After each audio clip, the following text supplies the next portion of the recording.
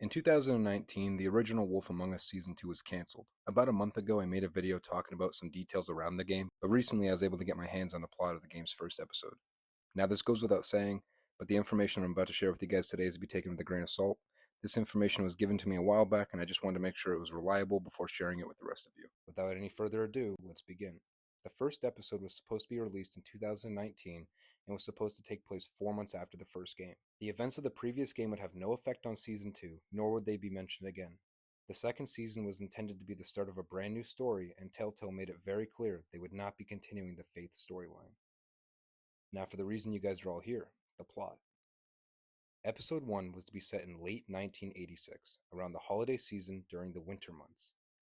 Bigby was going to be going about his day-to-day life as Sheriff of Fabletown, with nothing really eventful happening. Besides the events of the first game, crime hasn't really changed. Fabletown is just as dull and boring as it usually is. That's until Bigby receives a letter in the mail. This shocks him because he's not used to receiving mail of any kind. Upon opening the letter, Bigby is puzzled to find only a picture of him on one of his various smoke breaks.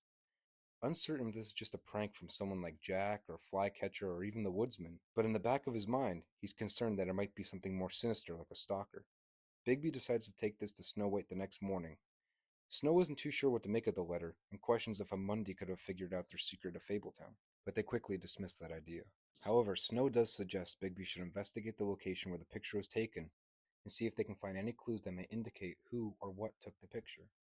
Now, I don't know the exact details of what the player is supposed to find there, but I do know that Bigby concludes whoever is following him is female, but he cannot identify if they are human or fable. When Bigby arrives back at his apartment later that night, he's surprised to see he's received another letter. In the envelope, there are two pictures this time, with one having writing on the back. The first picture was taken earlier that day of Bigby at the spot where he was investigating, proving that someone is indeed stalking him. And the second photo is the only connection to the first game that we have, that being a picture of Bigby in his werewolf form, a photo taken during the chase sequence from Episode 5. Also, on the back of the second photo, a message reads, "I know what you are," revealing a human knows who Bigby is and knows about Fabletown, this putting the rest of Fables at risk. This would be the end of Episode 1, which would leave off on a cliffhanger and setting up the overall story of Season 2. Now, what would the rest of the season look like? Well, this makes a lot of sense. We know Season 2 is to be made on a shoestring budget and was only going to consist of 3 episodes. If I had to guess, I'd say Telltale planned on using the scrap content of Detective Kelsey Brannigan. Now, if you don't know who Kelsey was, she was the detective who interrogated Bigby in Season 1. It was a really small part, but she was supposed to have a bigger presence in the game and even follow Bigby back to Fabletown and try to expose the fables. Unfortunately, her scenes were cut and the game went a different route, but it's clear as day she was supposed to be the stalker sending Bigby the letters in Season 2. Episodes 2 and 3 were never written before the game was cancelled, but Telltale did have a basic plotline for the overall season. This would have seen Bigby discover his stalker was Detective Kelsey Brannigan, investigating him and discovering the existence of fables.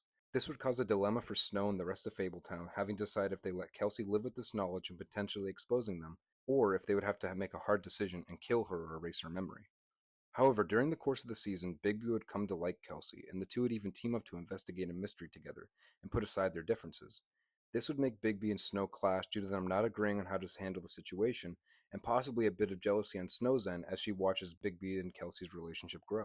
At the end of the game, Bigby would possibly have a choice to let Kelsey have her memory be erased, thus forgetting their time and relationship together, or let her go, but not only putting Fabletown in danger of being discovered, but also destroying the relationship between him and Snow. Overall, as fun as this game sounds, I'm very glad we didn't get it. From the plot alone, you can tell that Telltale was just trying to make this game as cheap as possible. It would just be like paying full price for a DLC or a story that would act as more of a subplot to a bigger story. A lot of these ideas have been recycled for the new sequel, and I believe they will play a lot better out there than they would have in this game. I mean, could you imagine this being the sequel to the first game? Wolf Among Us was a layered, intriguing, twisted murder mystery that just got bigger in scale as the game progressed. This being the sequel, it would just feel underwhelming. Obviously, at the time, Telltale wasn't in a financial position to give this game the sequel it deserved, but I'm very glad they ended up scrapping this idea. I'd love to see this as a tie-in comic book or even a DLC, but as a standalone season, I gotta say no thank you. This game just would have felt so cheap in comparison to the first game.